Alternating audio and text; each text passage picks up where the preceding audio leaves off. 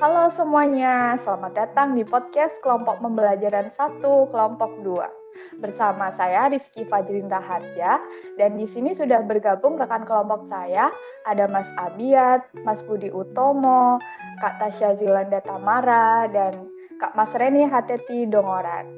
Nah, kali ini kita akan ngobrol tentang Kementerian Pendayagunaan Aparatur Negara dan Reformasi Birokrasi, atau disingkat Kemenpan-RB. Nah, kita akan ngulik dari nilai-nilai yang mereka pegang, tantangan penerapannya, sampai pelajaran apa sih yang bisa kita tarik buat BPOM. Di sini kita nggak hanya ngobrol teori aja, tapi kita coba tarik itu poin-poin yang relevan buat keseharian kita sebagai ASN nantinya di lingkungan BPOM terutama. Oke, kita mulai dari kenalan dulu kali ya sama PAN-RB ini. Jadi PAN-RB itu Kementerian Pendayagunaan Aparatur Negara dan Reformasi Birokrasi.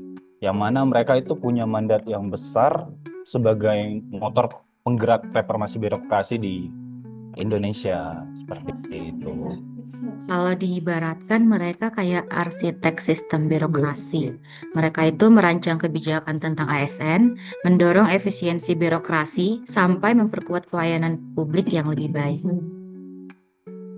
Jadi kalau kita ngomongin perbaikan birokrasi, ya pusatnya ada di PAN-RB. Dan otomatis instansi kayak BPOM juga pasti harus selaras dengan arah yang mereka rancang ya.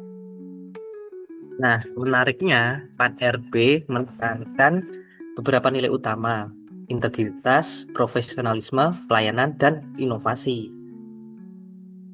Nah, benar itu. Sebenarnya nilai-nilai yang tadi itu udah paralel banget sama core values-nya berakhlak gitu.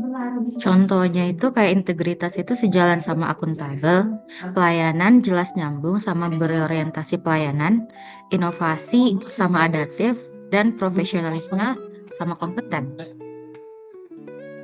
Artinya apa yang diusung PAN-RB sebenarnya ada jadi bukti nyata bahwa berakhlak bisa diterjemahkan dalam praktik sehari-hari.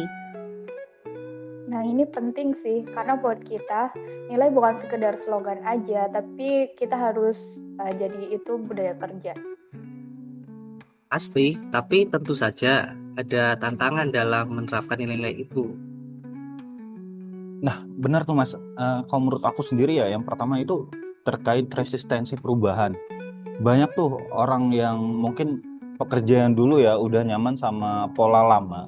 Jadi pada saat proses adaptasi itu sering terjadi gesekan gitu. Yang kedua itu koordinasi lintas unit.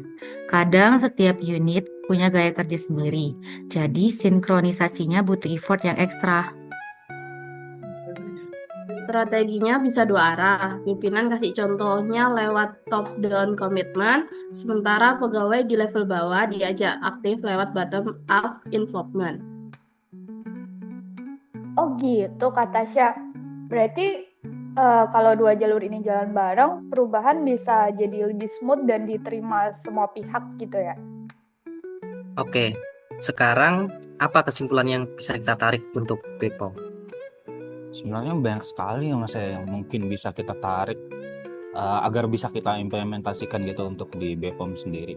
Mungkin yang pertama itu seperti pentingnya konsistensi menghidupkan nilai berakhlak dalam kerja kita sehari-hari, Mas. Jadi menjadi kebiasaan gitu dalam kegiatan kita sehari-hari.